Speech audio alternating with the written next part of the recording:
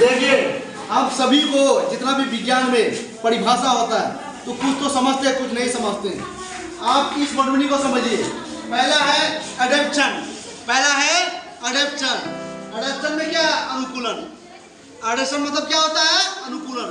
हम बोलते हैं जीव जंतु का हर एक, या पक्षी हो या जीव जंतु हो या कोई भी जीव हो, सबका रहन सहन अलग होता है, सबका खाने का तरीका अलग होता है, सबका चलने का तरीका अलग होता है। कोई गर्मी बर्दाश्त कर सकता है, कोई ठंडी बर्दाश्त कर सकता है ना? कोई जानवर, कोई जीव जंतु। तो उस जीव का रहन सहन, खान पान जो होता है क्या कहलाता है? अनुकूलन कराता है। क्या कहलाता है? अनुकूलन कराता है। तो वही देखिए, एडेप्शन में क्या होता है? अनुकूलन। ये समझ गए? दूसरे है लिविंग थिंग, सजीव। लिविंग थिंग में क्या होता है? सजीव। जैसे हम लोग क्या, हमारा शरीर क्या है? सजीव है।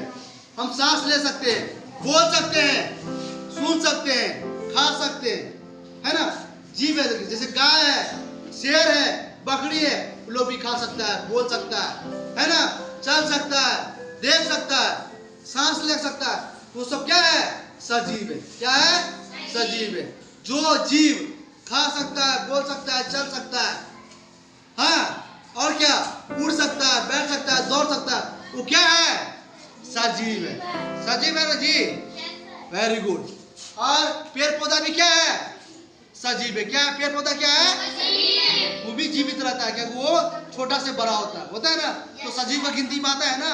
सजीव है। उसके बाद देखिए नॉन लिविंग थिंग। उसके बाद देखिए नॉन लिविंग थिंग यानी कि निर्जीव।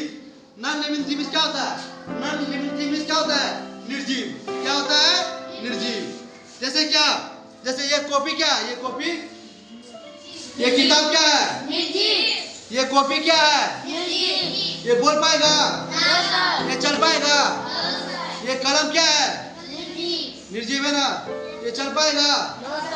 हाँ, ये कपड़ा क्या है? निर्जीव। ये बोल पाएगा? चल पाएगा? सांस ले पाएगा? तो ये सब क्या है? नॉन लिविंग थिंग है, निर्जीव है। क्या है? नॉन लिविंग थिंग है, निर्जीव है। समझिए इस बात को। समझेंगे? निर्जीव और सजीव में समझ में आ गया? अनुकूलन भी समझ में आ गया? आज से मैं अबोटिक फैक्टर। अबोटिक फैक्टर में क्या होता है? अजैव घटक। अजैव घटक है ना? अजैव, हाँ, अजैव घटक। अजैव घटक क्या होता है? जैसे क्या? किसी भी आवास में पाए जाने वाली सभी निर्जीव वस्तु। आप जैसे समझ लीजिए कोई पहाड़ है, कोई पहाड़ है, समझ गए ना? कोई पहाड़ है, पहाड़ समझ लीजिए इसको। कोई हो गया जल, समझ लीजिए जल। वायु समझ लीजिए, वायु। हम समझाते हैं इसमें जो हम पहाड़ से देखते हैं, पहाड़ में कितना सा तरह पदार्थ मिल रहता है चट्टान से। जैसे क्या? ये पत्थर का बना रहता है, पत्थर का बना रहता है ना, कोई मिट्टी का बना रहता है। तो वो बोल पाता है? जितने भी निर्जीव वस्तु पाए जाते हैं वायुमंडल में, जल में या पहाड़ में, कहीं भी, उसे क्या कहते हैं? अजैव घटक कहते हैं। क्या कहते हैं? निर्जीव वस्तु जो आवास में पाया जाता है। ये एक तरह का आवास बना जी। पहाड़ एक बड़ा सा, उसमें बहुत सारा पेड़ रहता है, वृक्ष रहता है, जीव जंतु रहता है, कीटनाशक रहता है, सांप रहता है, कोई भी कीड़ा मकोड़ा रहता है ना पहाड़ में, सब चीज रहता है। तो उसमें जो निर्जीव वस्तु पाए जाते हैं, उस वस्तु को क्या कहते हैं? अजैव घटक। क्या कहते हैं? अजैव घटक। जैसे वायुमंडल में बालू भी उड़ता है, मिट्टी उड़ता है, तो वो तो सजीव नहीं हुआ ना, वो तो निर्जीव वस्तु में आ जाता है। उसको क्या कहते हैं? अजैव घटक कहते हैं। जो क्या कहते हैं? अजैव घटक कहते हैं। समझ में आ गया? और उसके बाद है एक्लिमेशन। एक्लिमिनेशन यानी कि पर्यावरण कूलन। एक्लिमिनेशन मतलब क्या होता है? पर्यानुकूलन मतलब पर्यावरण कूलन। जो पर्यावरण को बैलेंस रखता है। पर्यावरण में जो हम लोग जो सांस लेते हैं, कार्बन डाइऑक्साइड हो गया, ऑक्सीजन हुआ, है ना? पर्यावरण होता है। पर्यावरण को हम लोग दूषित करेंगे तो हम लोग ऑक्सीजन सांस ले पाएंगे? नहीं ले पाएंगे।